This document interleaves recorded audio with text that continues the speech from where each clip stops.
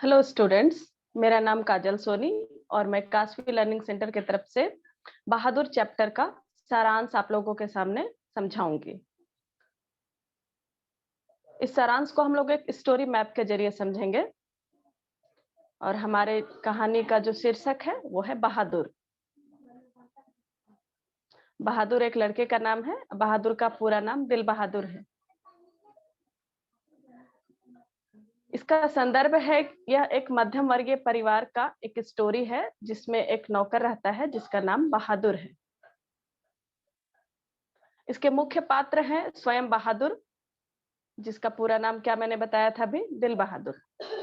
उसके बाद जो लेखक हैं वही वाचक भी हैं। वाचक का मतलब होता है बोलने वाला। ये स्टोरी एक बोलने वाले माध्यम के द्वारा लिखा गया है, तो जो वाचक हैं वही इस कहानी के लेखक।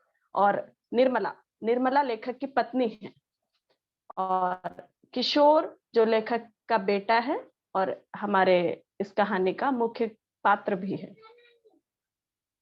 और इस कहानी में जिस समस्या के बारे में लिखा गया है वो समस्या है जो हम नौकर रखते हैं अपने घर में, या नौकर जैसे कोई भी मजदूर रहते हैं, उन पर जो अत्याचार हो रहा है, उस अत्याचार की जो समस्या है उस बारे में इस कहानी में जिक्र किया गया है।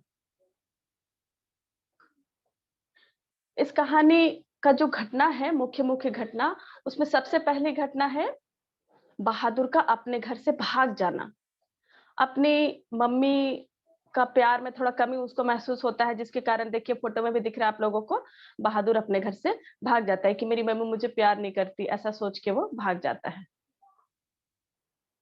उसके बाद जो है बहादुर को नौकर के रूप में वाचक के घर आना, मतलब बहादुर घर से भाग के शहर जाता है। शहर में उसको वाचक के घर पे काम मिलता है नौकर के रूप में, तो वो वाचक के घर में नौकर के रूप में काम करना स्टार्ट कर देता है।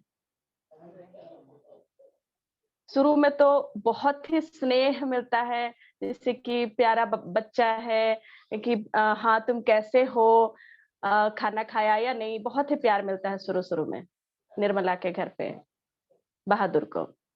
उसके बाद वो भी बहुत स्नेह पाके बड़ा खुश होता है और सारा काम में उसका मन लगता है और अच्छे से वो हंसते हंसते सारा काम करना स्टार्ट करता है।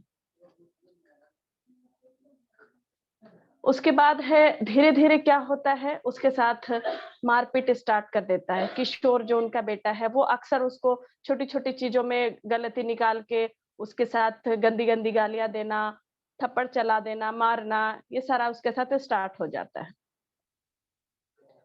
देख रहे हैं आप पिक्चर में भी।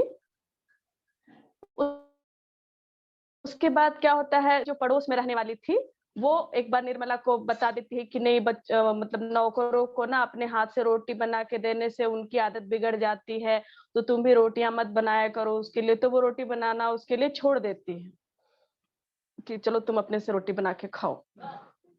उससे उसका मन में काफी दुख होता है। उसके बाद वाचक के घर में एक बार कुछ गेस्ट आते हैं। गेस्ट का मतलब क्या होता है आप लोग को पता होगा, मेहमान आते हैं। तो वो लोग क्या करते हैं, बहादुर के ऊपर झूठा चोरी का आरोप लगा देते हैं कि मेरे पैसे इसने चुरा लिए।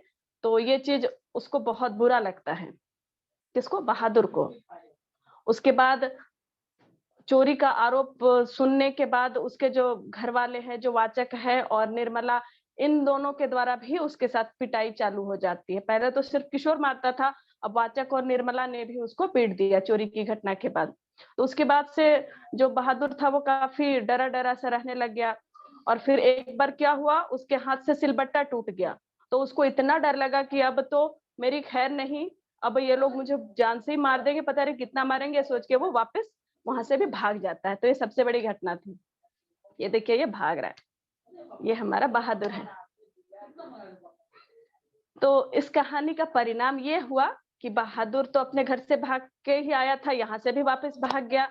तो जब भाग गया, इतना अच्छा बच्चा था, इतना बढ़िया बच्चा था, जब ये भाग गया उसके बाद उन लोगों को, परिवार वालों को महसूस हो रहा था कि बहुत अच्छा था ये तो भाग गया, पर अब कुछ नहीं हो सकता था। उनके अपने व्यवहार पर भी पछतावा हो रहा था, पर अब तो वो जा चुका था, उनके पास सिर्फ पछताने के लिए था और कुछ भी नहीं था।